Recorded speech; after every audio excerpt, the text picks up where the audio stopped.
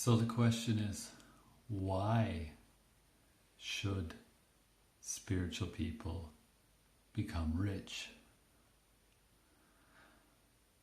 This question has been a lot on my mind recently. You know, if someone is growing up in a religious, let's say, childhood or background, we're taught that money is the root of all evil.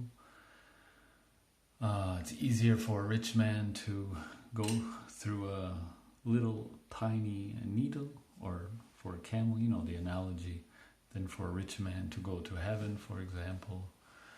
We hear that rich men are greedy, and greedy is one of the 7 deadly sins, and so on and so forth. Or another aspect is that wealth is distracting from spiritual life. You cannot serve both God and money. Either you will serve one and hate the other, or love one and hate and whatever the other.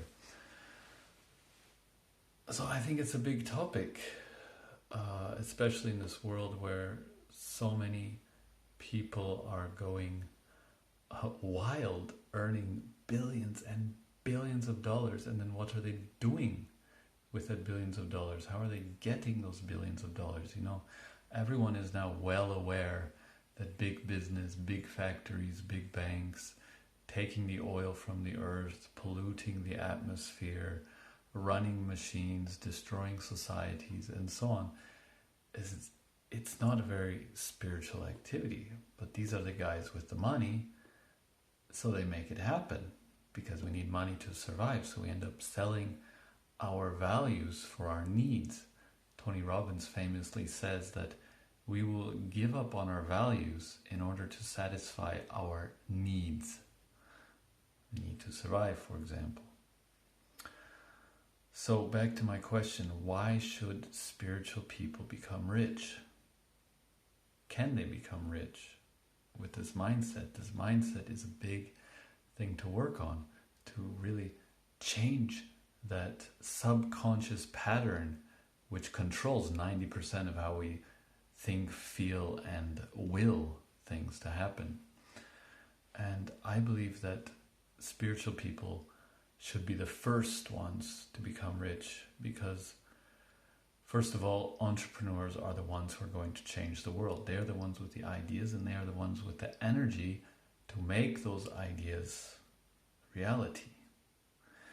Now, if that entrepreneur is a selfish person, which very well could be, they will look at exploitation and how to get a maximum profit, and maybe even subconsciously turn a blind eye on the real issues, the real topics that should be cared about in the world.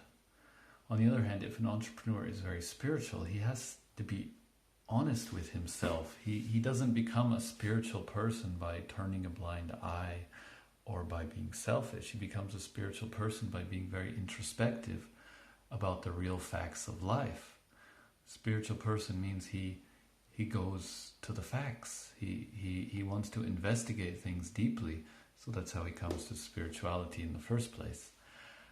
And someone like that, combined with the power of an entrepreneur, has the ability to make an amazing impact on the world.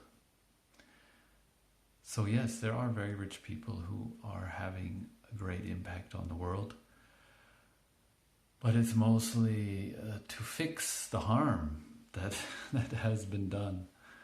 And I see spiritual people who will be brave to live to their values, who will be brave to market according to their values, who will be brave enough to sell products and services according to their values, are the ones who will not only change the world by their products and services, but will change the world by their mood, by their spirit, by their just presence. That amazing presence to see that someone can have everything. We can help our fellow humans, and we can be spiritually satisfied ourselves and we can get that money that is anyway flying around and going for whatever purposes and use it for good causes. Not only giving a little bit charity here and there, but entrepreneurs are the ones with the vision, with the ideas how to change the world. And when we empower spiritual people who are the ones who have that why, that reason to help, to serve, and to change the world with the tools and facilities, namely the riches to do it, well, we could be having heaven on earth before we know it.